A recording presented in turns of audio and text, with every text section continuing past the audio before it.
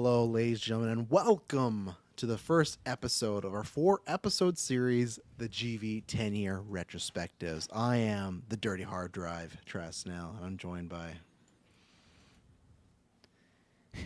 I am that damn Just intern. me, it's a Kirsten solo Patzer. review. Fucking interns, man. Never know when to speak. I am the waiter in training, Dylan Musk.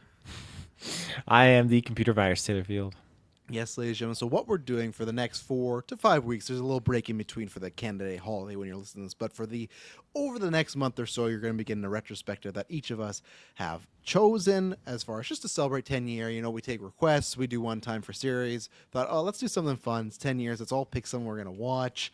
In the coming weeks, we got Wrong Turn Dead End, Taylor's pick. We got The Big Lebowski, Dylan Musk's pick. We got The Game, Kirkland's pick. But today, we got my pick, 2011's the director, or from a director, Steve McQueen, Shame. I mentioned this on the cast. We talked about it. There's a multitude of reasons why I picked it.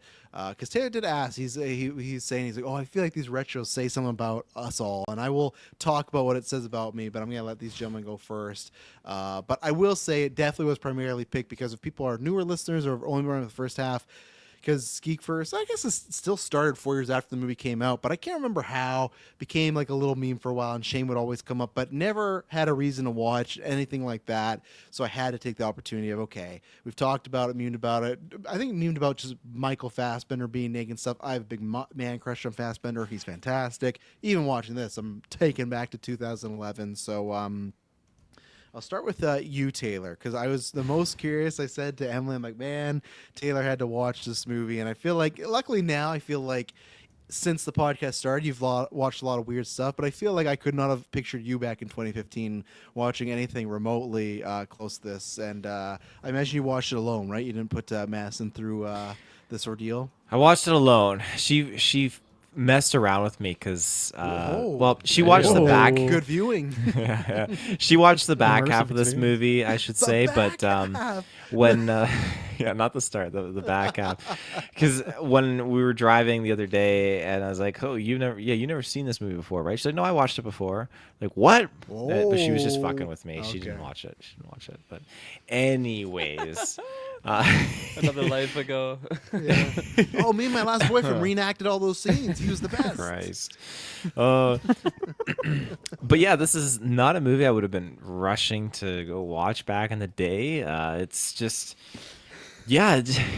Do I like this movie? No, not really. To sum it up, it feels like, you're a single guy, you feel like shit, and you beat one off and you feel like shit afterwards, that sums up this movie. So I don't know. There's some moments in here where I chuckled, but at the end of the day, I really felt like it was, I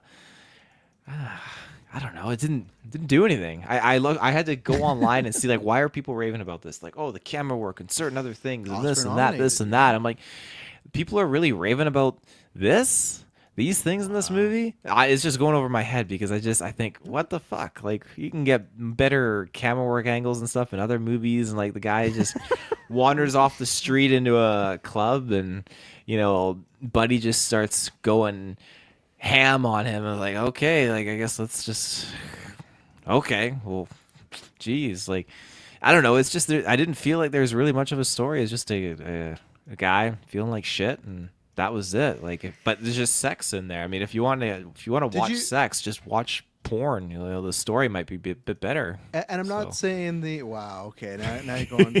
Just wait till you get to Wrong Turn, my friend. I jumped into that series. I'm worried for when we get to Big Lebowski. Just a guy doing nothing is like that whole movie. So I'm worried for what you're going to think of the plot of that one. Not that it will change, because you can like it, dislike it, that's all right. But do you know, like, do you understand what the character's arc is? Like, do you understand how they change? He's a sex addict, right? No, that's something about him. Yes, you are correct. Astute observation. What do you think the character comes to a realization by the end of this movie? Oh, he's alone. Okay, kind of, but there's some there, so we'll wait. But there's, I feel like he knows he's alone at the beginning. But okay, so Taylor, not a fan. Not surprised. I'm glad you've now watched it. So, where are you, Mr. Muss, on Michael Fassbender's Shame? Fassbender's Shame. Yeah, it's funny. Recently, I was listening back to our top 10 movie ranking that we did in year one. And of course, this came up on your list at that point in time, which is, I don't know if that was the first time it came up on the podcast. I think it was, because I think we were all like, what movie is this when you were describing it? But yeah, obviously has been one that's kind of been building up the hype for it over the years. And I don't know why I haven't actually gone to watch it sooner than this, because I very much trust your opinions on movies. Like usually you know if I'm going to like something, or I like a lot of the movies that you like. I thought it was a good movie. I think it's solid. I think I maybe had my expectations perhaps a bit too high. I think there's some points where there's a few scenes that just didn't really affect me in any way, and I think that they were supposed to. Like, I'm wondering, I guess, well, I don't want to spoil your thoughts, Travis, but I'm wondering if this hits differently on a second watch, that kind of thing. I think some sequences are really good. I really like the ending. I think that's really well done. I found that this movie's not very funny. It's not trying to be, but the moments where it is doing funny stuff, I found really funny. So I think that like it somehow, even though it wasn't trying to do that, just like really nailed some of the comedy stuff, like the waiter scene. I fucking love that sequence. That is like one of the funniest scenes ever. But there's still a lot of other stuff going on there. So yeah, I think it's a good story. There's some really good character stuff going on there. But yeah, I think I was not even disappointed. I just think it's like, yeah, this is a solid movie. But I guess I was maybe expecting a touch more than what I got here. Yeah, probably shouldn't have talked about it for 10 years. You know, kind of. I probably should have watched it 10 years ago instead of waiting 10 years. Yeah, Mr. Patzer, how about you? How about me? Yeah, this was an interesting one. Obviously, muchly anticipated. I like thought I knew what I was getting into, but I definitely didn't. Did you watch it with Shay? No. Oh, thank No. God.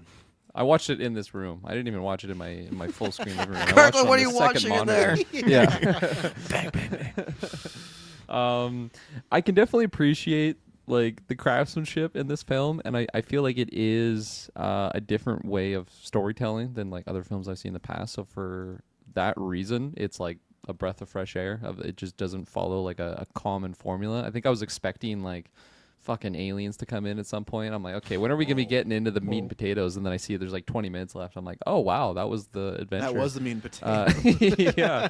And then there's just a montage at the end. That's the real bangers and mash. But that's your reward for making it through just the day in the life of Brandon. You know. Yeah. I mean, Fassbender's fantastic. It's not a feel good movie. I think Dylan nailed it with like. It's not trying to be funny, but like the scenes where it does have humor, I think it really works. And the reason why is because it's not like a comedy. I feel like I'm like uneasy watching this, and then stuff like that will happen. I'm like, oh, thank God. Okay, there's some realism. Maybe that's the wrong word. Some just like pull back into like reality of like there is like just a regular world in this world of just a sex addict. Definitely like.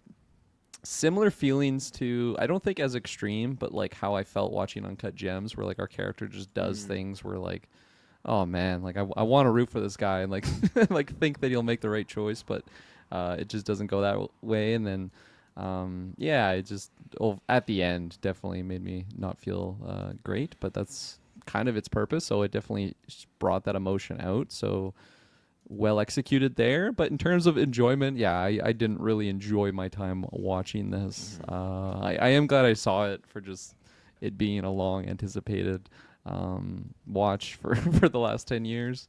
And what was the female? Is it Carey Mulligan? Carey Mulligan. I thought she was great. I thought she was really fantastic. One of my A favorite face that I roles. recognized. So it's like, okay, see how she's gonna do in here. And I thought she was really just well done. And Did you watch it in the morning or at night? I watched it in the AM, probably 10:30. If you're 10:30 Sunday, I think would have been the slot. When did For you me, it was watch it, Taylor? Good 3 p.m. 3 p.m. I started in the evening and then I watched Evening, like a 1 a.m.er? Like you No, usually do? no, like Sure. 11 p.m. 11 p.m. Then And when did you Taylor's out finish? by 11:20. He He didn't closed see the an hour run. of this movie. He didn't. He just woke up. I watched He saw Brendan jerking in the washroom and then the three-way, and that's all he saw. He's like, whoa, what was that? I watched the next part of it in the morning from like 6:30 to 7:30 before work, and then the last bit before with Madison in the evening. Let's set you up for your work. I did not feel great going to work. At least it taught you just like pull one out, you know, if you're in a Yeah, he's going to the bathroom on his break. Yeah. It's like, I It's gotta not clean even a my long hard movie. drive. Yeah. It's filthy. It's not even a long movie too, and you took 3 sessions to. It took me 3 sessions. Yeah. Travis, you have to watch I'm sure you've already seen Wrong Turn too, but you have to watch it in that same just cryptic way of just chunk it up in the most gross chunks you should watch a movie in. Funny enough, I did watch the first 20 minutes and then I paused it and I haven't gone back to it yet. Hell 'cause yeah. I needed a break after Wrong Turn. Then watch the ending and then go back to the middle just to Yeah. fuck with Taylor. Yeah. So luckily, me and Taylor's retros are going to be pretty in line there. So I don't know what that says, but what that says about me, which Taylor, the way he opened them up is, I was, oh, what does it say about me? We were chatting. He's, oh, it says you're a sex addict. And then I was, oh no, of course, son. And then Kirk was like, yeah, it's because you're a sex addict. Which one? Well, 2 things. One. Children, if you ever listen to this, don't listen to this. This cast not listen to. About now, never need to listen to it. 2, I one time did take an exam because Emily would say that. I did take an exam line because like, no, like I consider that like an insult. And then when I took the exam, it did say I was a sex addict. But I will say that I don't think, this is what me and Emily would joke when we watch this, nothing like Brandon here. Because Brandon, like those bags that he has, and I'm not at work It's a lot of having a money stress day. Yeah. spent in that closet. I'm not rushing to the washroom at the most mere inconvenience. Like if a bird just shits on Brandon's car, he's like, oh fuck, I gotta go jerk one out and everything like that. But no, like, there's probably a longer cast of this one day on a trestle or something like that. I don't know, maybe in a 20-year. But like the shorter version was this just came out at a time where I kind of needed it and where I kind of interlinked with his, not like his work life and not with the sister life, because that's like I got nothing going on there. Me and my sisters have a good relationship, like nothing there. I think it was the fact of alone, and I think the scene most in general, which we'll get into, but it's the scene where, you know, throughout the movie, there's this lady he likes, he's flirting with her, they're talking, you think there might be some opening, and this is not a story of mine personal either, but when he goes to do the act, like he can't get hard at all, right? He can't get involved into it, but then when there's like a meaninglessly hookup, he can just do that, no issue, right? And that's where I feel like there was a time in my life where when I saw this, it was like a light bulb of like, oh man, like you need to like, one, felt very alone at a certain time, never to the amount of Brand, luckily, I got a good family life. But then 2, it's just like I was going through like a lot of meaningless dating, which was like, because I've told the story before, I was very overweight from like elementary school to like grade 11. I graduated early and I lost the weight. I bought a treadmill, I went landscaping, came back, graduated, looked different. So I felt like I had like a lot of catching up to do on the dating scene. Like I didn't date much in high school because it was a combo of I didn't like the people that were available or they didn't like me. We went over this. I was the fat, funny guy. And whenever you're funny and fat, you get passed over all the time because like, oh, they like you for your jokes, you know? You could kiss the most popular girl in school, which I did, but then 2 weeks later, be like, ah, she's dating this guy now. You know, like always the second option. So for when that happened, I was very much in like a catch-up mode. And there was like another... I don't know.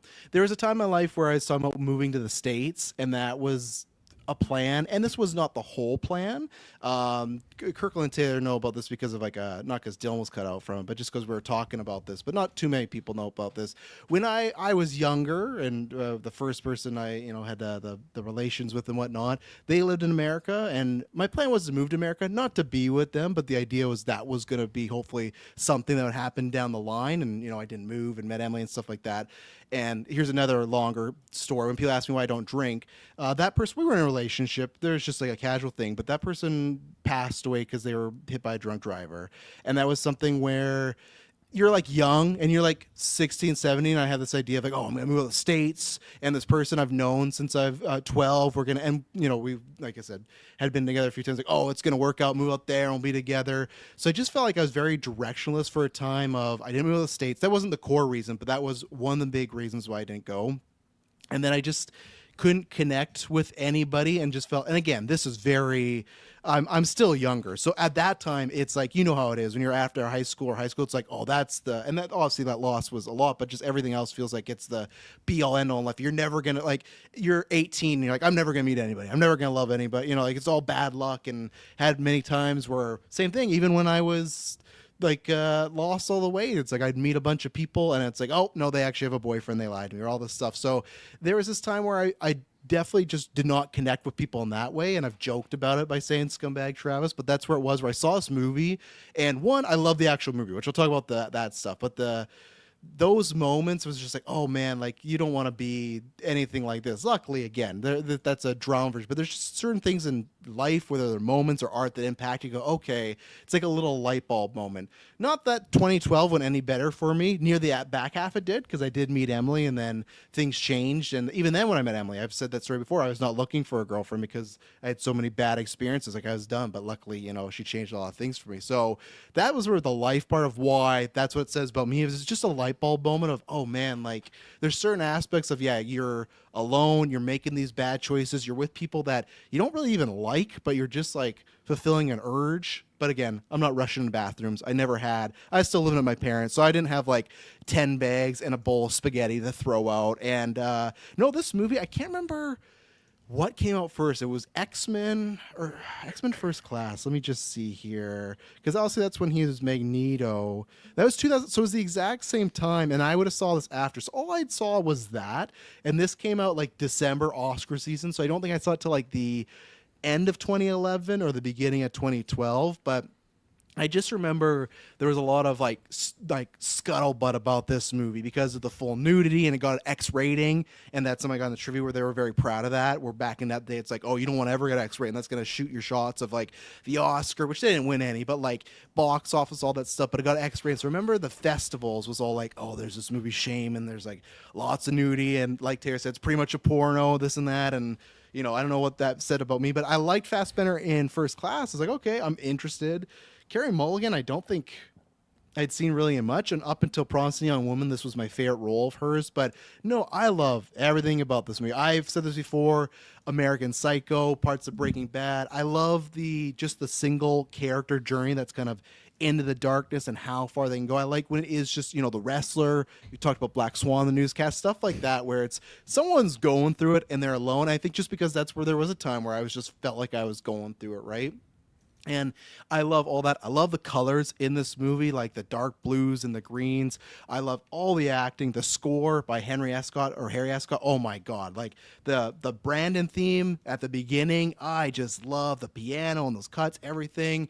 Steve McQueen, great director. And some of the shots we'll talk about, Taylor. I know I might just be seeing some junk, but just little stuff of the ending of this movie when that girl walks up and then it's just a shot of that rail and the hand comes around, and that ring may well be a fucking nuke, because it just like puts Brandon in such a particular situation of now he's trying to be better. And that's what the theme is, Taylor, where he realizes all his selfish choices led him to possibly losing the only person in his life he actually cares about. And that's where, okay, he has to try and be a better person, even if these urges or even if these are the things that might kind of pull him back to the darkness. He has to get back there. So having an affair with a married woman is not a good idea, but that's what I love. And I love these type of endings where it's just like, man, I always wonder, it's like, man, what did Brandon get up to? Did he get off that train? Did he follow her? And because you look at the beginning of that movie, and that's where like this guy's like very messed up. He's like aggressively following her through the subway, like he needs to sleep with this woman. And now the question at the end is, okay, you're trying to be a better person,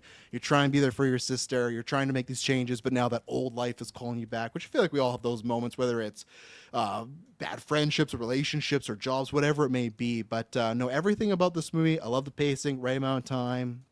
But yeah, that's how I feel about Shame. It's one I watch quite often, and it's a great picture. But I do understand this is not one where it is like Cloud Atlas. Like when we did Golden Geeks and you guys were like, I don't really like this movie, I was like, yeah, I can get that. This is not like when people say, hey, I don't like The Dark Knight, I'm like, okay, you need to be checked into a mental facility, we need to talk, I need to talk to you about X, Y, and Z. Shame, I'm like, yeah, this is definitely not everyone's cup of tea. Even the pacing, it's like it's just like sometimes feel like just a day in the life of a guy and you're just watching him. Like it's slow at times. There's 3 nights in a row where it's just Michael Fassbender, like, oh, he's just going to go back out to the bar. Like that's all you're doing. But I love the situations. I love his terrible friend. Like he just does James Badger Dale, whatever his name is. He gets a weird fucking name. Like such a good job being an asshole. I'm rambling, but yeah. So that's why I picked Shame. So.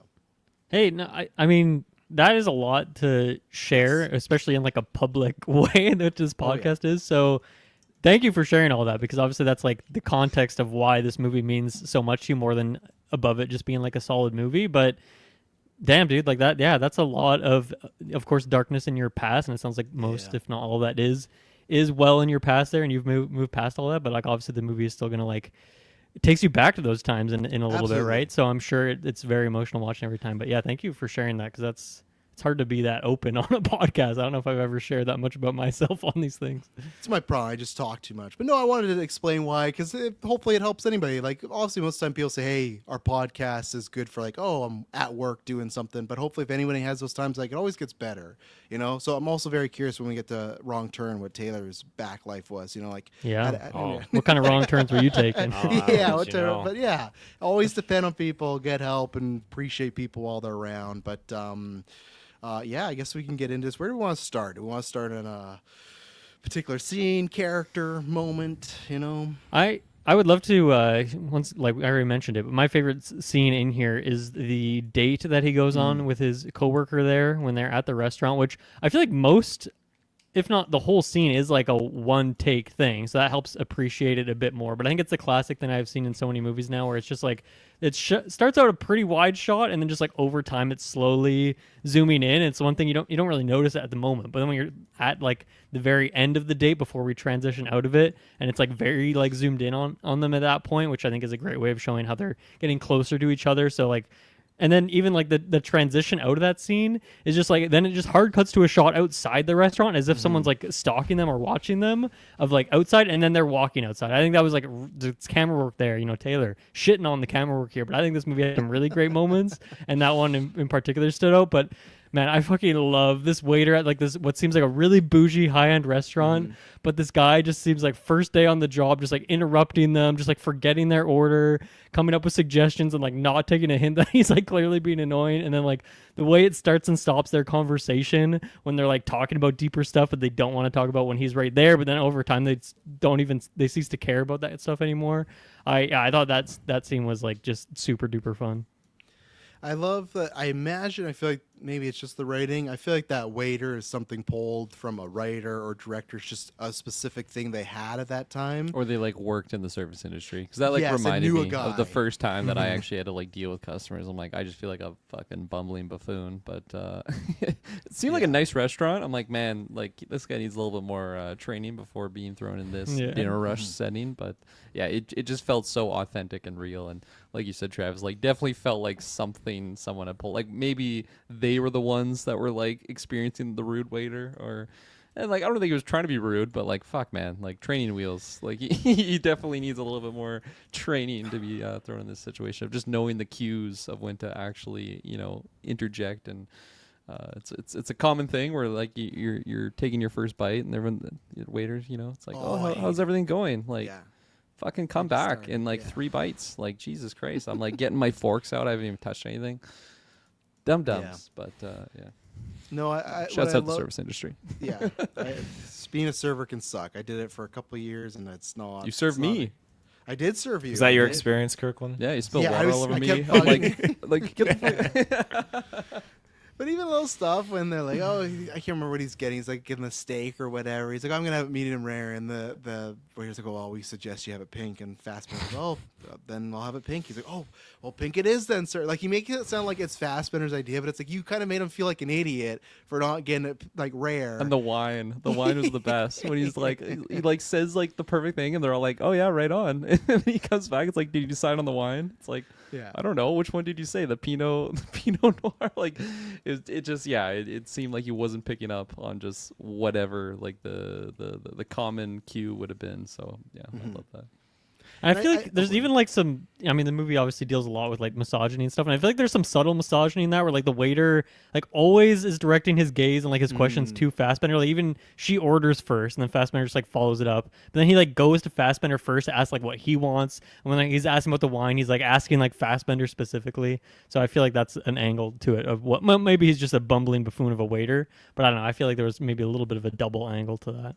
No, that's a good point, because he is always just kind of addressing him, and it feels like she's just kind of there. And even then, like, obviously Fassbender does that a lot, but I love that when he shows up and she's like, "Oh, you find the place okay? Yeah, did you?" And, "Oh, sorry, I'm a little late." He never actually explains why he's late. He never actually apologized for being late. He doesn't explain much in this No, movie. he just acknowledges, "Oh yeah, I'm late, eh?" And that's it. Like no apology whatsoever. But why I do like that scene though is because I think with the pacing and with some of the material, there's very few moments where you get to kind of breathe or have some fun, and I think they have a fun time. I didn't put in my trivia, but I'll say it now that they were, I guess, dating at the time movie was filmed, so that always helps with some chemistry stuff. But I just feel like it's a nice pick me up because even their conversation, it does kind of get more serious about like, oh, what's your longest relationship? 4 months. Like, oh, that's trying. Yeah, I tried real hard for 4 months. Like the concept of longer than 4 months, for like, he just feels like that's like an adequate amount of time. But I feel like it's still even like a fun, jokey kind of Barb. Even when she's feeling like, he's giving some weird answers because Fassbender's being charming, it still is kind of funny. Even when they leave and he's like, oh, touch the back of my head, and she does, and he like pretends to bite her or whatnot.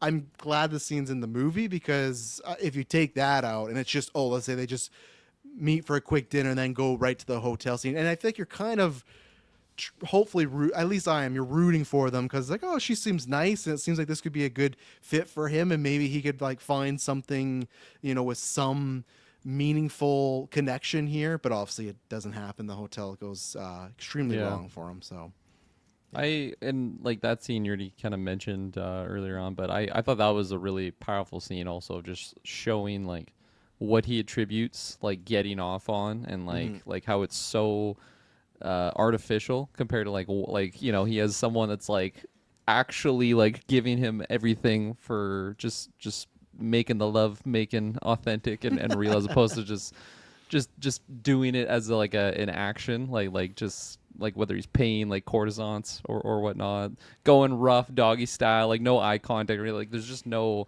what's the word I'm looking for, like an affection like in the actual act, as opposed to just like just get my nut off, more so is like what he is always used to. So, and even just like what turns him on, right, like it's just so, and he feels that shame afterwards of like, this is someone that's actually like liking him for supposedly who he is. I don't think she maybe would be thinking that if she knows fully what he's like. But I thought it was also just a good like representation of how like disassociated, like especially like young males with the internet porn, and like how you can just think that is what sex is, and if like that is your sexual education, like when you actually get into that situation, you're so ill prepared. So I thought it was X videos.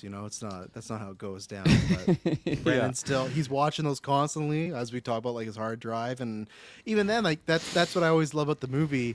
They show him pick up women constantly, but he's still, like you said, he's still paying for prostitutes. He's still paying for online people. Like, it's not like, he's super lonely because he can't connect with anybody, so he's paying this way. So that's why that would still make sense as far as, when he meets someone really doesn't know how to act. But it's like he still meets people real that are still also not doing, they're not there for a genuine connection. But still, he can meet real people, but that's not what he's uses those people for, So that scene when his sister sat down at his desk and you just hear the girl, "Oh, Brandon, what do you want me to do next?" then I will laugh because you don't even see the frame change. You just see his hand go on the laptop and close. That's a good shot, right, Taylor? Like that was good. I'll give you that. And I feel like that's a good reveal because they don't set up that he's on the computer. It's just that they're arguing, and then when she just goes to sit down to detox, it's like, well, what's going on here? Obviously, later on in the movie, she kind of reveals that she knows more about probably his afflictions and stuff happening. But I've always loved that moment when she sits down and it's just like, what is going on? Because again, what does he do? Like, I get his point of view. It's his boss and someone he works with. So maybe for some people that might be a itchy situation, but he can't. That's the whole conversation people have had for decades, right? How come a woman could sleep with, a bunch of guys and be labeled, someone beneath, but a man, it's like a badge of honor, right? So Fassbender, there's that whole scene on the couch, which is another just 7 minutes of them, one shot, going dialogue. They did that 60 times, that scene. They did that scene 60 times just to get it right. But Oh, go ahead. Dave. So because that's them having the show was playing in the background. The sister and him were talking. That's the scene you're talking about. yes, on the couch. Yeah, when he's Yeah. like, "Oh, he calls her, filthy S word and stuff like that." And then she's like, So- "Well, let's talk about your sex life." And that's when he's like, "Just move out. You're moving out." Like right when she brings up his sex life, he kicks her out, and she has nowhere to go, no money. They were that scene and a few others. They were just getting closer and closer and closer. And I thought it was going to come to the point where they're just going to start fucking. I was They're worried. I was insinuating worried that, we were right? going there when he like I- straddles her with his fucking towel. Yes, that's where I'll say I don't relate or have any nothing's going on with. I have no family issues that way.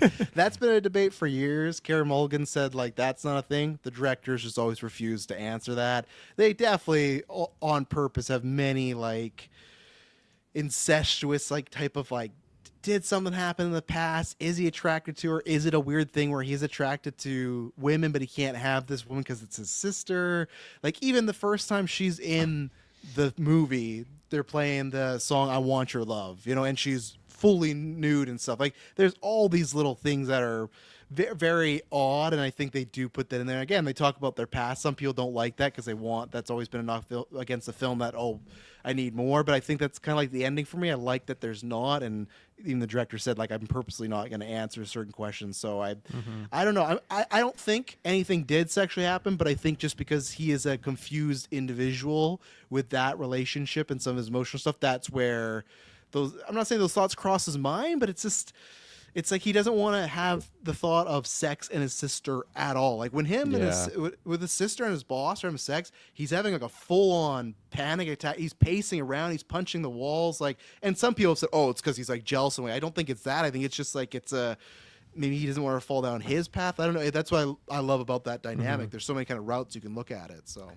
Yeah, I definitely, because this whole movie, it's like you don't know exactly how it's going to end. I did not expect that she was going to kill herself, but you feel like, okay, this movie's going to lead to a rock bottom moment for this character, and what is that going to be? And I definitely felt like they were at least hinting that like maybe he's going to hook up with his sister, and that would be his rock bottom moment. Because like for me, when I was watching that scene when he's in the apartment, which really so fucked up from the boss, like in that sequence, like in his own apartment, in his bed, like super weird. But like that when he's in the living room and he starts taking his clothes off, I thought, is he gonna like start wanking into like the sounds of his sister getting banged over there? And like obviously the first thing you see her, she's like naked in the shower, and then when she like comes to join him in bed that one time, she just immediately goes to spooning him.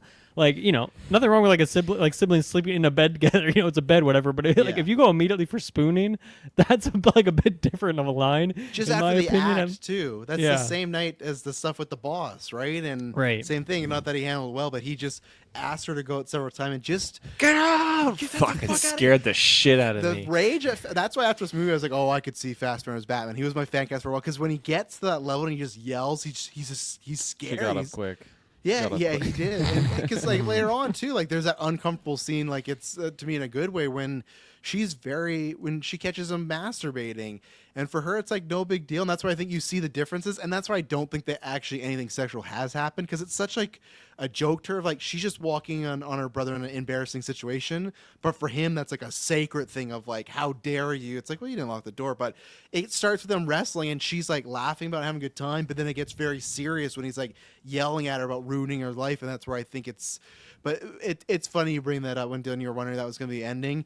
I was shout out back to the IMDb boards. That was the huge debate before the movie came out. Everyone was like, is Michael Fassbender going to sleep with his sister in this movie? Like that was a big talk about, and I thought that's the way it was going to go too, but no, it's the route we go. And I'm not sure if you guys caught it in the, also they talk about her arm, but even stuff of the first time they're on the train track, she's like standing really close to the side and he like pulls her away right away. That's where it's like there's like multiple kind of layups to show that whether it's a cry of help or whether it's this person that has actually tried to take their life, that multiple times in the movie they kind of set you up for that. Even they do that fake out of when the train stops. Yeah. And that's like but that clicks into the whole, I should return her call, and obviously bad stuff's going on. So Yeah, I mean, I think that's an interesting choice for this movie overall. Is like some of it is very overt, but I also feel like a lot of it is subtle because you could have this being like Fassbender in Killer, where he's like constantly kind of narrating or like talking through his thoughts, or you could have like him having a single friend that he talks to about this stuff. But you don't get any of that, so it's just through like facial reactions. And I think by the third act, it's like very more overt. You can see the emotions, obviously, like the three-way scene into like everything with the ending. Like obviously that's pretty over the top, but like other than that, it's like little reactions, like even sometimes when he's on the train looking at a girl, or like in the apartment, like before he storms out there and goes for a run. Like I'm trying to read his face. I'm like, I don't know what he's thinking here, and I think it does a good job of that. Like, and really builds up throughout the movie before it kind of leads to that rock bottom moment, and then it's a little more over the top. But yeah, I think for the most part, like this movie is pretty subtle in what it's doing. I feel like, and I like that part of it. I'm curious how you feel about that angle of it, Travis, seeing that you've watched this movie a bunch of times now and you're like know exactly what's happening and you're kind of analyzing his acting in every scene, like how you feel about that kind of subtlety. I think because obviously got it as a background, I think that's the only way that final scene works, because you see, other than the anger, not really much emotion. You get just it. That's why it reminds me a lot of like American Psycho, where it feels like he has this mask up the whole time. And even when he sees his sister sing, he starts to cry. But when she sits down, he's like playing it off. He's like, "Oh, I'm gonna go get us some drinks," but his boss kind of sells him out, like, "Oh no, he was getting really upset and emotional here." But he doesn't talk about that. He doesn't want to share that with her. So that's why for me, I love all that stuff, because I think there's one of just him hiding his emotions, and also just hiding at work. Like we joke about the hard drive stuff, but that moment when the very first scene they start talking about it, and the boss is talking about someone being filthy or something like that, and Fassbender, like he like looks up right away, and then like he's talking about something else. Like every time he looks like he's about to be caught, you just like, I feel like all those that emotion would come out of him, which I think happens at the end, because it's something he's just pent up. So I think you kind of need that. And that's also another reason why, not only is it the connection thing, I sometimes wonder if that's another reason why he couldn't sleep with that girl that he works with, because like he would show some of that sexual side to someone else that he knows. Like that's someone that knows him at work, right? That he'd have to see again. And he almost doesn't want to show that like raw side of him, and I don't think anything I got screwed up, because his boss is named David, and of course he's named David in the Alien Yeah, stuff. I was thinking that too. They kept messing me up today for some reason, but I don't think like any point in this movie he's making love, or he's like, that's not the situation. Like I think the sexual act or masturbation, it's like the exact same thing for him. So yeah, I mean I feel like that's because most of the times that he's hooking up with people, it's like that, it's that basement scene that Taylor was talking about, or it's like him hooking up with like a sex worker, or like masturbating. But then there is that sequence with like the when he goes to the bar with his boss, and like that seems like that's a very different situation than those other ones. But it is the fact that it's a game for him, and a big part of it is that he's kind of like taking this girl who like his boss wasn't able to hook up with, right? And that's like part of it for him. And that's where I find that like that first date that he goes on with his coworker so interesting, when they finally get to the subway, and he's kind of waiting for her to like invite him and like continue this game. And I feel like in that moment he's still like on the chase, and it's still a game for him. And that's where he's like, he probably would be able to get hard in that moment and have sex with her and do all that. Absolutely, but because there's like that one delay, or like it could even be the next day when he pulls her into the office and starts kissing her and stuff. But I feel like because that's already like changed the dynamic a little bit, that's why he's like, I don't know, looks at it differently than he normally does. And with the subway scene, that's why I love the beginning and the end, because clearly this woman, she's like, looks pretty upset and emotional in the first subway. She's like pretty much in tears, and he's just like staring at her creepy, and he's ready to do this. Where when you get to the end of the movie, he's the one that's in an emotional state and doesn't really know what's going on. But when she sees him, she's like ready to pounce. Clearly, she's decided, oh, I should have screwed that guy in the subway. She sees him again. Oh, I'm going to do it this time, where he is not in that type of state. And that's why I say I love the train stops, then cut to black right away. I love that. But I just love that kind of flip of their, I don't know what journey she's going on. I don't know. We didn't get shamed too, but like clearly that's where just the dichotomy of the switcheroo between the. Yeah, perfect ending. You mentioned a couple times now, but yeah, it is the perfect way to end something like this. Did he break the cycle, or is he going to go right back to it? It's fantastic. Yeah. I love the ending. I don't really have anything more to say beyond that. I was really shocked that the sister survived. I don't know how I feel about, obviously, no death is good, but I just it for believability. No death is good. He sounded like a politician right there. No death is good. No. Stop the war. Yeah.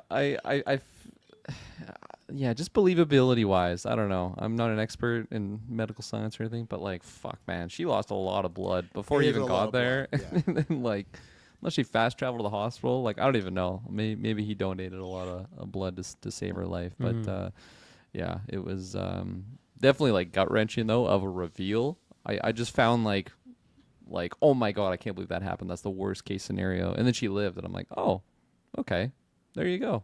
Shame too. Can't wait to follow up on what happens here. I think because if she doesn't live, then I think he's like he's done. he's done. Like he's Yeah, he's that's fair. on the streets forever. Enough breadcrumbs kind of you left know? there to make you hopeful, because like you guys already pointed out, like I do love how the ending is left kind of unanswered. Because she makes that point too, and when they have that conversation on the couch, which I love, and that's like something I figured out like later on in life. She's like, "Oh, if I get up and leave, I'm never gonna hear from you again." Is that like how sad is that? And I feel like that's how I like. I'm not as that dramatic, but with friendships, it's like there's certain friends I still talk with, and it's definitely like I'll message them or they'll message me. But there are friends where it's like thought you're good friends, but if you're not the person that message, never heard back from that person ever again, you know. And that's where it should not be the situation with a brother sister situation, especially, right? It should not be a one way. And that's why, like in the first act, it's like she leaves 3 different messages of trying to get a hold, and he's like, why didn't you call me before you showed up? She's like, I've been calling you every fucking day, like you're not doing anything. But obviously he's just, I think, also trying to protect her in a way because he's not in a good state. But it's just you know, I like that moment. Yeah, Carey Mulligan is fantastic here. I don't know if we talked about it on Promising Young Woman Retro, but I wonder if I feel like this must have been like Emerald Fennell watch this movie and be like, oh, I got to get Carey Mulligan in this role, because I feel like there's a lot of comparisons there in terms of the eccentricness of the character, something about the liveliness of it, and like even like the playfulness to some extent. So I don't know. I feel like. Yeah, this is like a very specific typecast that I can't think of anyone else who like gets roles like this, but she's like kind of perfect for it. So, yeah, it was a surprise. Because I over the decade that we've talked about this movie, it's just Fassbender. That's the only name I associate with this. Like even the director, which I want to talk about at some point here. But yeah, it was kind of surprised to see her in here, and yeah, she does a great job as usual. Oh yeah, she's fantastic. She did audition, but she like. It's somehow where it's just like she wasn't the first pick, but she got the script and she flew out and talked to the director and said like she needed to play this role. She even said like, "Oh, if you give me this role, I'll go get a tattoo." And he's like, "Well, you don't gotta get the tattoo." Leaving voicemails on his phone. But he's like, if you get the tattoo, absolutely, you got this role as like a joking way. But yeah, no, she's fantastic. I guess I always do forget about her because like she is in the back half like a lot, but at the same time, not like she kind of goes in and out, right? She's off somewhere. And another scene I really love is the subway scene between those two, because at first when they meet, it's like contentious. It seems like he doesn't want her there, but that's just a scene of them joking around where he has the fluff on his jacket and he takes her hat, and there's lots of, she says like, "Oh, I'm singing," and he's like, "Oh, I'll come out to see your show." And that's what's interesting is he finds out about it and he's gonna go. That's what's so odd. It seemed like he was initially going to, though, and then she's like, "I really want you to come. Like, really, really, you got to be there." Then he's like, "Okay, I'll be there." Like more so of like, "Okay, you caught me. I wasn't actually." You think he would have gone without the boss kind of inviting himself? I think he would have. I think the boss was just a great mistake. That it would have been better if he didn't accept David.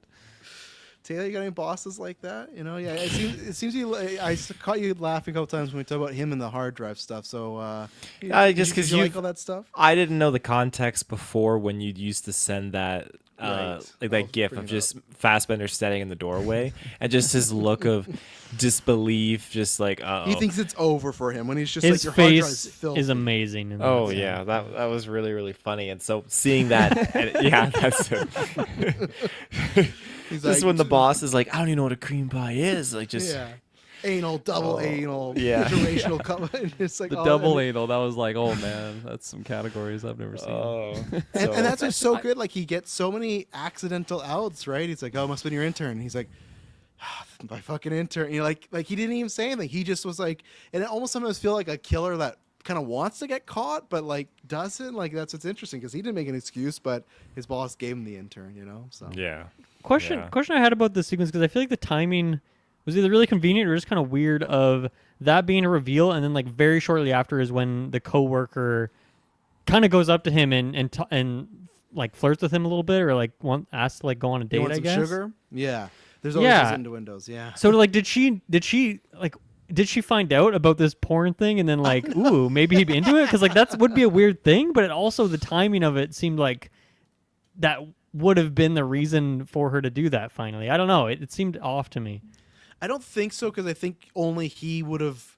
I would hope the boss wouldn't have shared that with a bunch of other people. Obviously, she could have found out, but I think it was just the timing of Fassbender gets away with one thing, and then like, okay, we're gonna throw like another curveball at him. Like, oh, here's this girl from work, but I don't think she knew. Because yeah, that would But be. I can't confirm.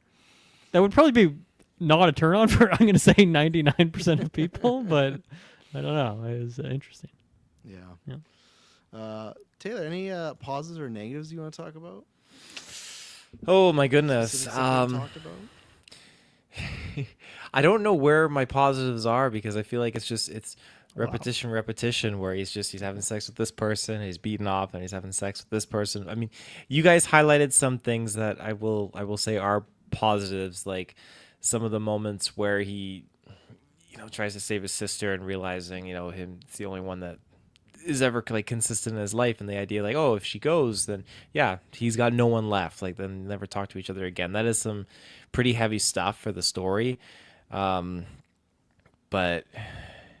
I guess I do feel bad for him that he kind of wanted to try with this coworker, but that it didn't work out, and ultimately I interpreted it as he didn't want to use her or make her feel like shit, rather than how he would feel with that coming into the workplace. I feel like he kind of felt like how he didn't want to like alienate her or do anything weird with her, but ultimately, like after she leaves, which if that ever happens, you do that with a girl, like it's fucking done. Like I don't know how you ever come back from that. If you're going down, having fun, and then like just you stop and then they leave, like I don't know how you come back from that. But what does he do? Like in He the gets, boner. I see. I was Yeah, wondering what yeah. you- I thought you meant the lady right after, because that's probably a deal breaker too.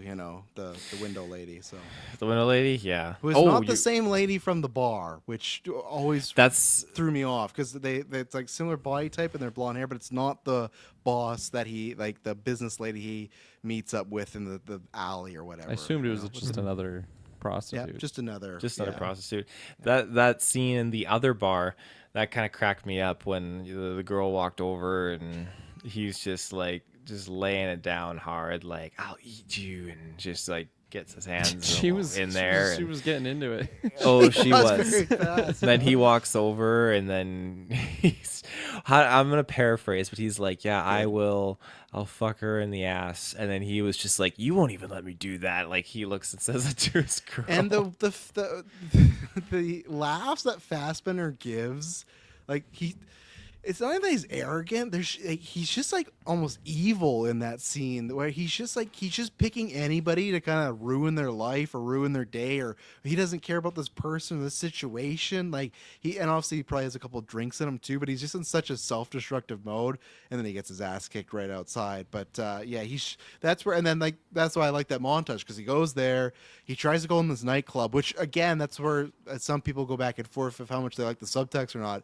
I like that they won't let him in, and he tries to get in. They're like, "Not tonight, man." So it's like they say that in a way where it's like they know whatever I don't know what he's doing in this club. Like, I'm not saying he's doing anything illegal. I don't think that, but it's just like he has a reputation in other places where they're like, "We're not letting you in tonight." Maybe he like sneaks him a 50 a bunch of times to get in there. But, or even that situation. Maybe he's done that same thing that girl he did in the bar. Maybe he's done in the club where he's done that to somebody and the fights broke out, like clearly, and that's where he has to go to this like red light district, with a bunch of people he really doesn't know, and I don't know. They don't confirm if he was with men or not before, but like I feel like they kind of make it like it's his first time, and that shows that maybe like the whole movie he's been with women, but like that's where he is, where whether he's discovering a new sexuality or he doesn't even care who like the vessel is. He just needs somebody there to please him and whatnot. And then right after that, he like gets to prostitutes and does a 3-way. Like he's just like he's on like a side quest of just like shameful. not a GeekVerse side quest. Yeah, I was gonna say different kind of side quest. Yeah, that's on. Go check out episode Dylan and coming up. I's episode. Yeah. Yeah. which I did find out it was funny enough. I mean, Emily, I had to do it. Emily had a good laugh, but so we were going through. I have the Blu-ray of this, and I had to turn the subtitles on because the babies, luckily, they're not seeing this, but they're sometimes loud. But I saw a different audio thing, and it was English, French, and then it was English 3. I was like, oh, what's that? It's descriptive video. So we did go back and watch the 3-way descriptive video. It is like a romance novel when you're especially with the music, but the way the descriptive narrator is just like Nice. he takes his powerful hands on her smooth bottom and like, oh, my favorite term is the girl licks her out. That was a term that they used in this. Yeah, licks her out. So Licks her out. Yeah, the whole nother Getting warm in experience here. for shame there. But one thing I will say too is like, jokes aside, I really like the way the 3-way shot. Like it's like how bright it is with the score. There's no sound. Like there's no sound of like the moaning or Brandon or anything like that. It's just like sterile and it's just because I feel like they're trying to make you really sit with like, yeah, this guy is just doing anything to get his rocks off. And instead of just like, oh, he goes in a hotel room with 3 women. She's like, yeah, you're going to sit with this scene for 2 minutes and you're going to see the full act of this. You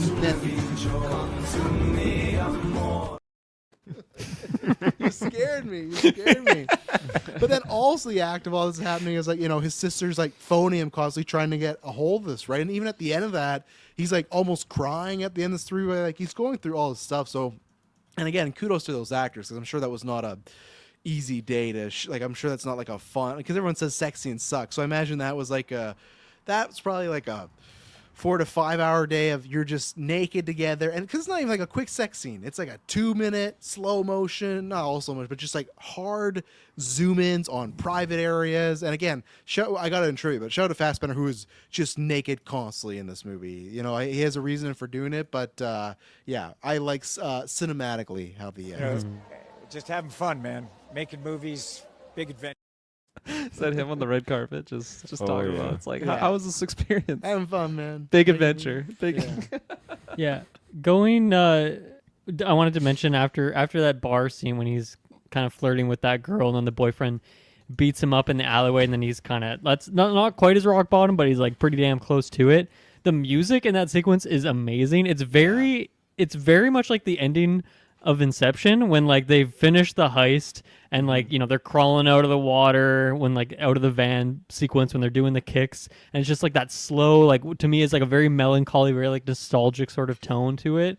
Yeah, mixed really well with that kind of sequence. So I don't know if the composer was inspired by that scene at all, but it felt very, very similar to me.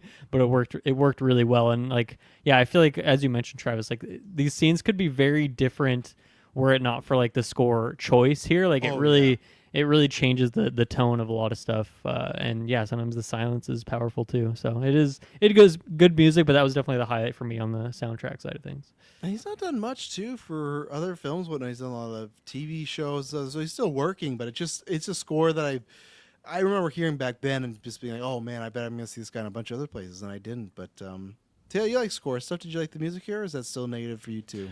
I was trying to remember some of the score because I can't I can't recall really. I feel like it was more or less just a quiet film. I don't remember much of the It is the a quieter score. score, kind of like Dylan said. It's more on- melancholy. There's not big like oomphs going on. On top of the quietness of the score too, I feel like there really wasn't a lot of dialogue in here, and I think I don't know. I'm curious at what point, like how many minutes in is like the first actual like line spoken, because I feel like it's just silent and it's just like body language really. And I think He's it's in as that well bed saying- for a couple minutes before we can get up and go anywhere. Yeah. Oh, I guess it's actually. I think it might just be him when he's talking to the first prostitute, when he asks her for a drink and she denies him and stuff, and then they go and slowly, and you know all that stuff going on. But yeah, and the thing that's always curious for me too is that's where if I could have a little bit more time, that moment in the middle when he does throw at everything, and again, it's just stupid, but I just find it so hilarious when he's throwing everything, and then there's just a smash cut to like a massive bowl of pasta, and he throws it out too. Like I don't know why, it just breaks the tension for me of that moment. Like it's a traumatic moment, but there's a few just smash cuts. Same thing of when his boss, and you can see his boss being slimy, just like, oh, I gotta see you again, all that stuff, and then the next smash cut is they're in the back of the taxi cab, they're making out, and it's a hard zoom on Fassbender, like he's looking out the window wishing he'd be anywhere else. Like he's as close to the glass as could be.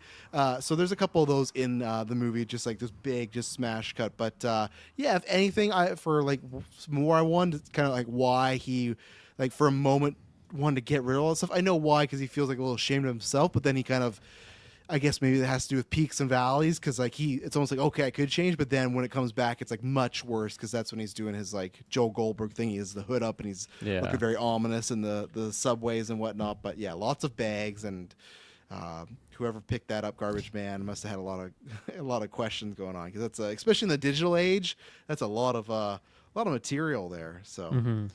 It reminded me of the sequence in Substance when I can't remember what their names were, but the one version comes back and it's like just a mess, and then it's just like a mass cleanup. No, I did like that just sequence of him just.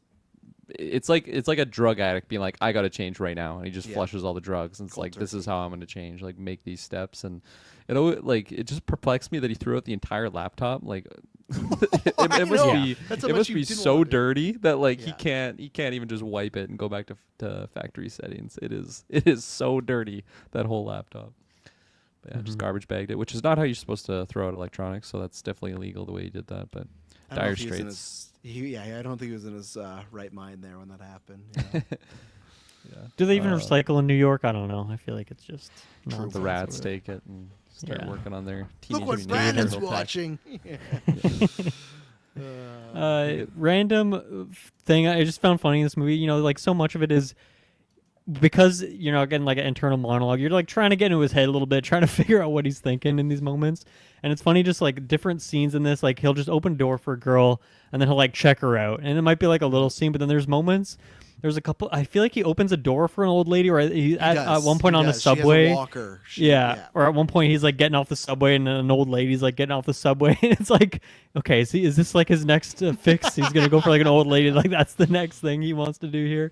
But I feel like I started to overthink that of like every interaction that he was having. Like, what is he thinking here, and is this someone he's gonna try and court to get his rocks off? I don't know. Well, and that's what's interesting. Like, I think at the end he's seeking out, but in a lot of the things, like with the date with the coworker, like I said, there's lots of weird things people talk about, like when the sister asks, like, will you come to the show? Of course there's that. The coworker, when she asked, do you want some sugar? And like clearly she's talking about coffee, but there's something too about, it's when the waiter's asking him if he likes it pink. There's multiple things throughout the film that are all like innuendos.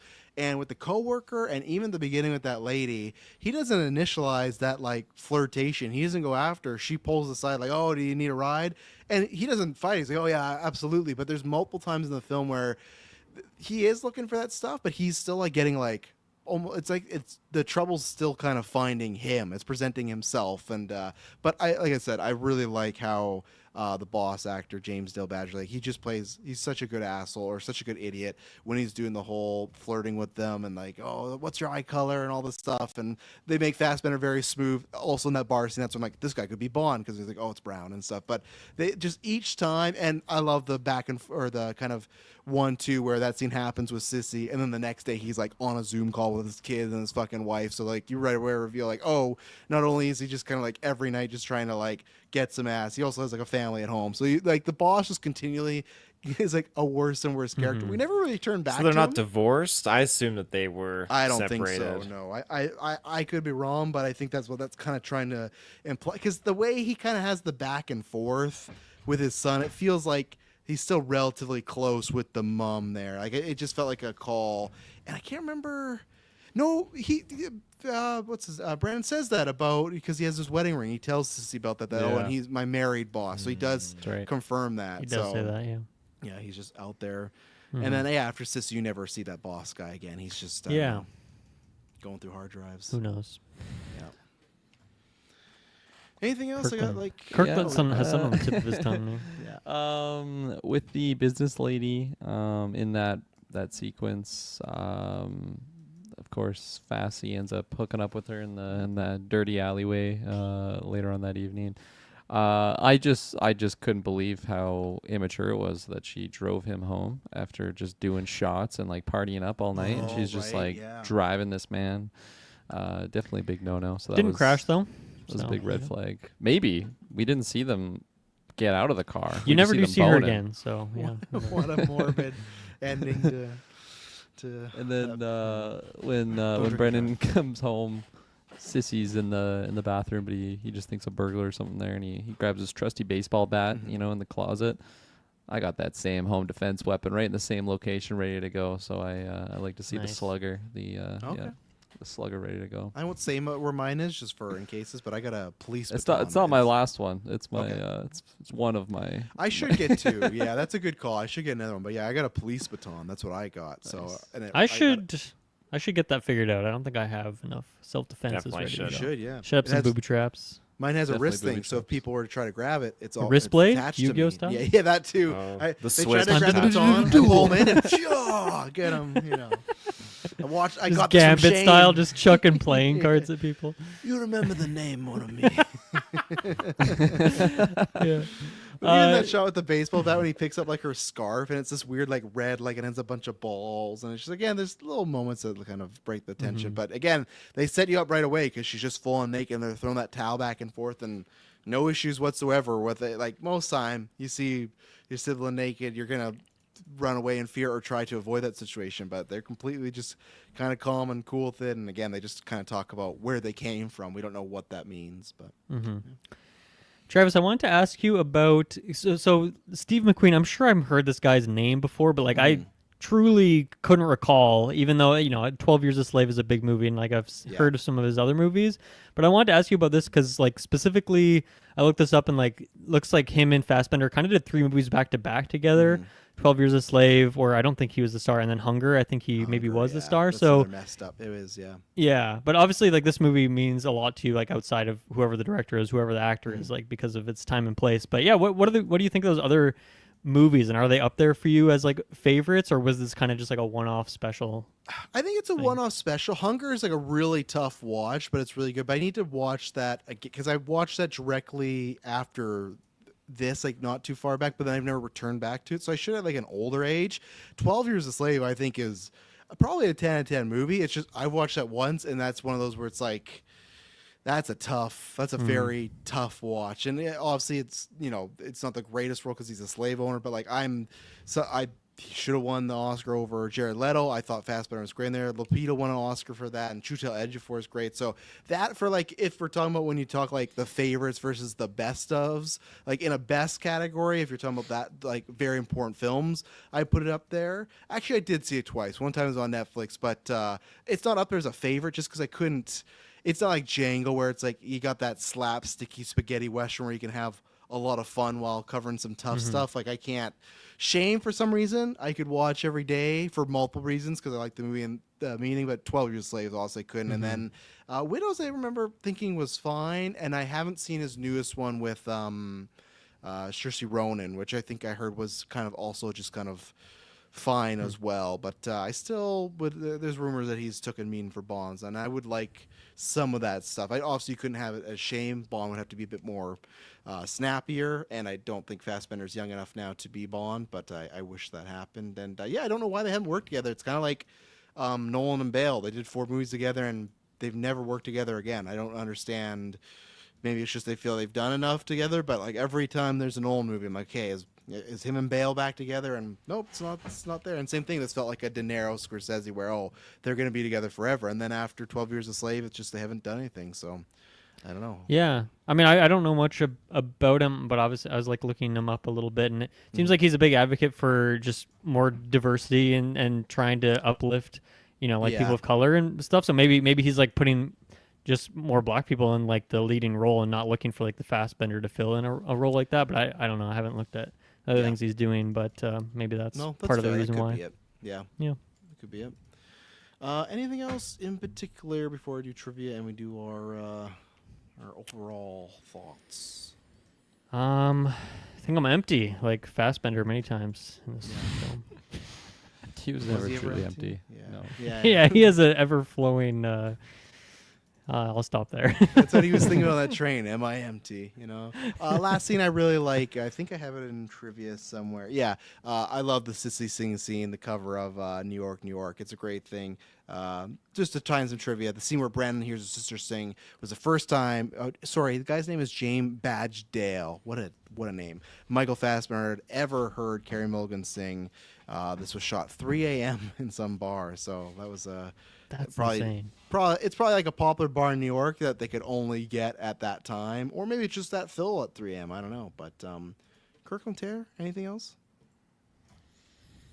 That was the only. You got one trivia? No. Sorry, I just tied that to. Okay, I thought it was the No. trivia sequence. I'm like, I that's just it? really like the scene. It is a longer scene, but I like the pacing of her singing "You Back to Fassbender."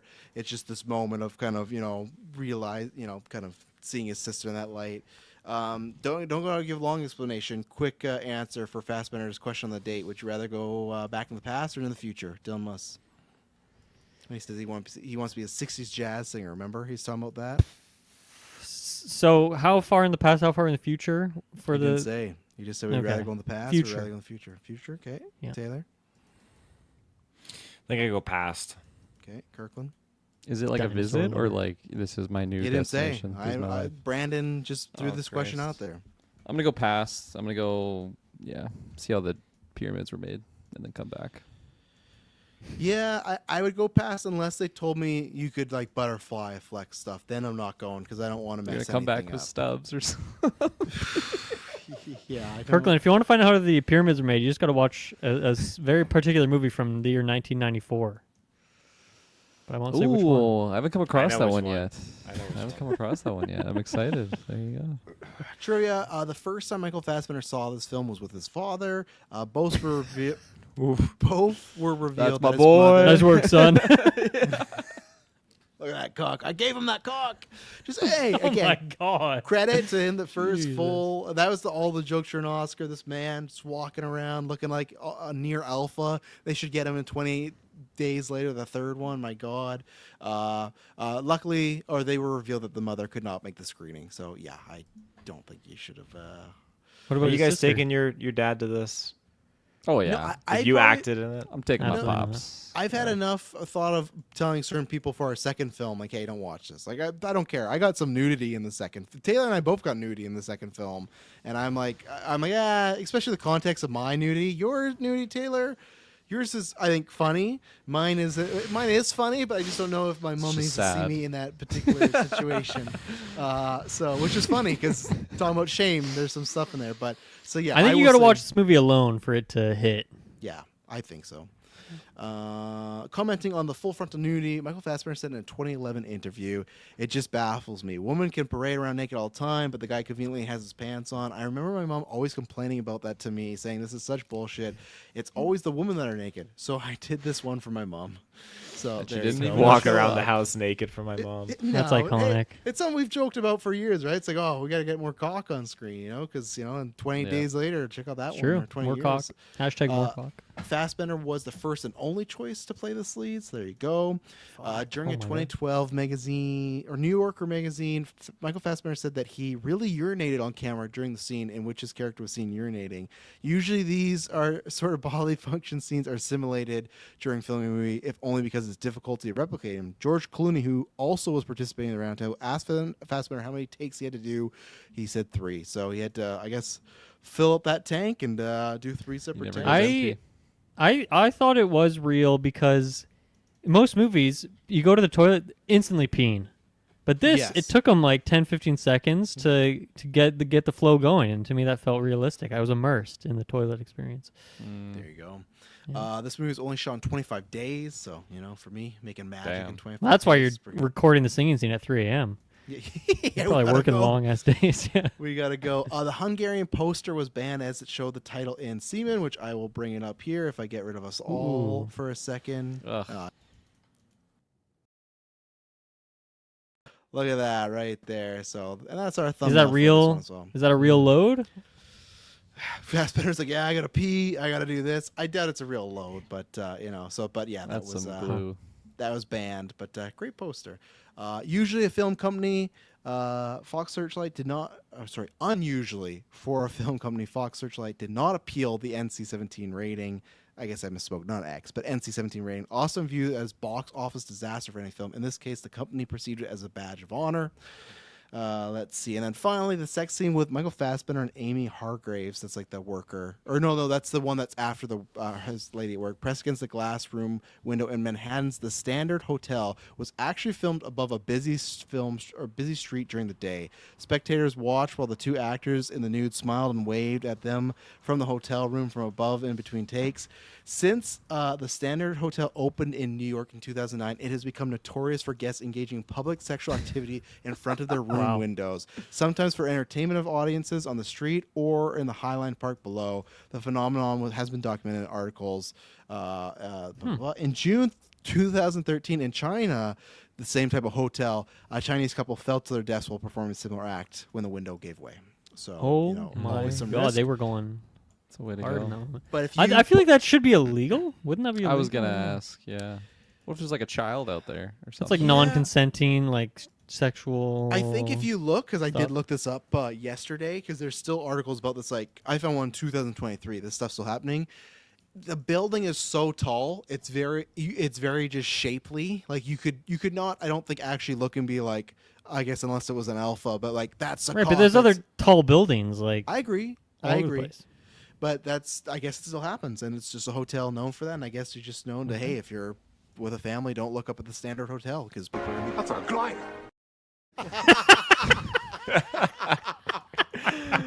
Holy fuck.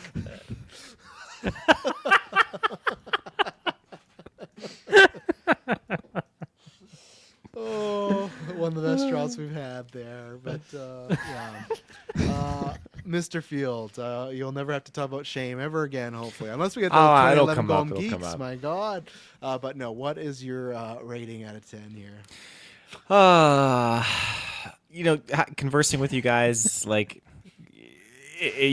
we had some good conversation and some good points, so it definitely raised my score up a little bit. It's aroused I feel like I your go, score a little bit. It's aroused, stimulated. I'm gonna give it a fully erect 6.5 out of 10. That's higher than I thought. Actually, I thought I was getting a. That's full like a pass for it. semi-chub. Yeah, that's a halfer at best. That's with the worker. Yeah, I got a 6.5 down here. Looking for the 10, which again we didn't talk about. He randomly, I don't know why they introduced this. Randomly just does a line of coke right before he goes in there. So I don't know if Yeah. that's another nervous thing where it's like he's trying to get fired up for this lady here. But yeah, he just does it and didn't work out for him. So That was crazy. Yeah, Yeah. I forgot about that. yeah, Mr. Patzer. Yeah, I think I'm a little bit firmer than Taylor on here. I think I'm gonna First give score it a system that's based on the chubness. girth. Yeah. I we should bring that back for the 28 years later sequel. You know, how hard is your score here? I'm gonna go 7.5 here. I'm gonna go 7.5 here. I do think it's a well-crafted film.